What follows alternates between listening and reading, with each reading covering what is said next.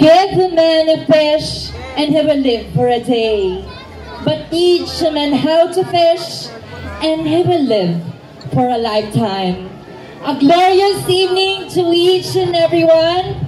My name is Aya Garcia, a 24 years old singer, all the way from the gentle people of Dumaguete City, Negros Oriental. I am a product endorser and a proud Viva Max artist who do believe that the best thing to be accepted is to be yourself. Again, I'm Aya Garcia, sending by the name of one of the most prettiest faces ABS-CBN has ever produced. Ako po, ang babaeng bawal hawakan. Baka hindi nyo na mabitawan. Ang babaeng bawal titigan, baka inyong hanap-hanapin. Inosente sa paningin, pero maladyosa ang dating. Ako po ang babaeng bumighani at pumukaw sa natutulog na puso ni Mr. Kyle Echari, ang bagong pantasya ng bayan. Your one and only Miss Andrea Brillantes. Andrea Brillantes po na nag-iwan ng mga kasabihang di bali na pong tawaging baklang mukhang babae. Kesa naman po pasintabi sa mga babaeng mukhang bakla. Maraming salamat po. Thank you so much.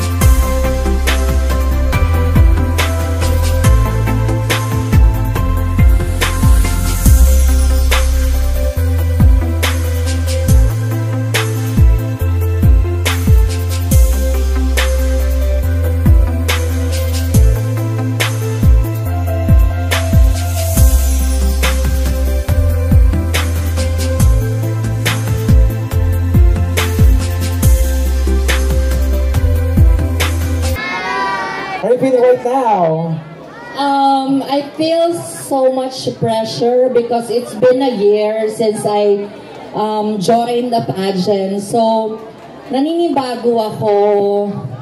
Tense. Naninibago pa yan, ah. We'll Alright. see sa iyong picture Yes. kung ano nga. And then, say the number. Number 2. Number 2. Alright. Thank you so much. So, in your own words, how do you explain this picture?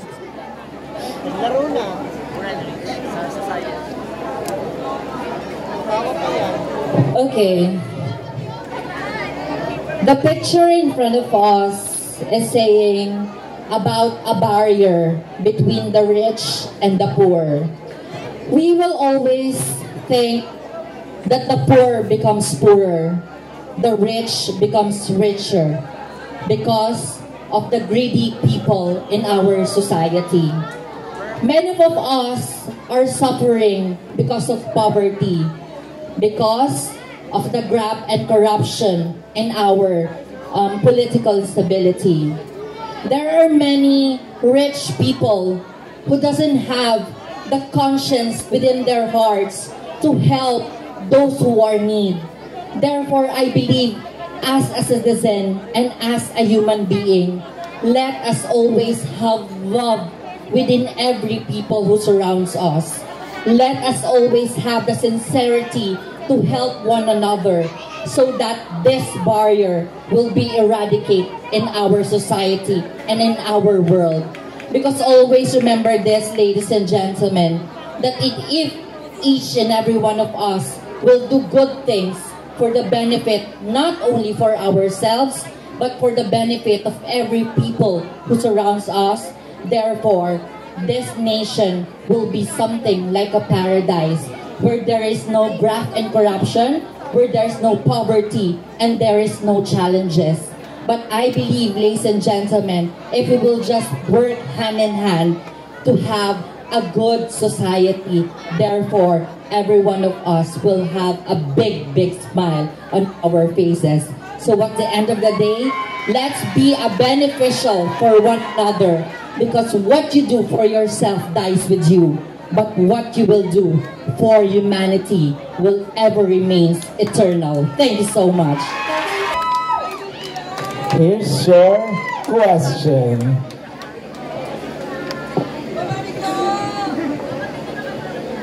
Thank you. Question number 1. Andrea? Here's your question, number 1. If you are one of the judges, what question would you ask and why? Judges. Oh my God. Okay. If I were to be a judge in this particular pageant, what particular question should I give to a contestant? You know what, ladies and gentlemen, in my 24 years of life existing, I have proven and gained something within myself. And in this particular portion, if I were to be the judge, one thing that I would ask a candidate, are you eligible of the crown? Why? Because all of the candidates are competing not just only for the prize, but we are competing because of the crown.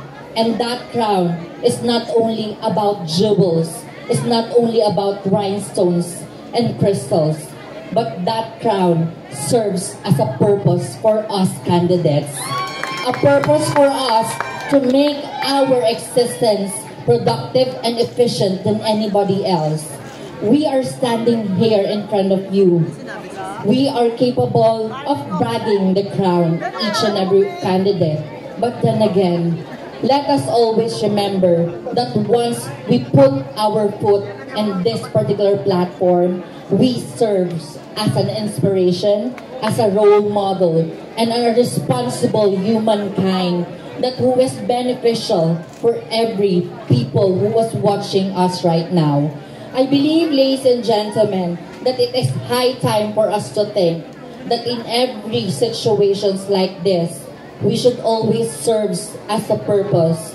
Always remember that the crown should not only wear on your head, but always put it in your heart and share it to every people who is watching you right now. Because at the end of the day, you do not become worthy for who you are nor for what you have, but you will always become worthy for others had become because of you. Therefore, if that candidate is eligible for the crown, I salute her and congratulations. Thank you so much. Thank you so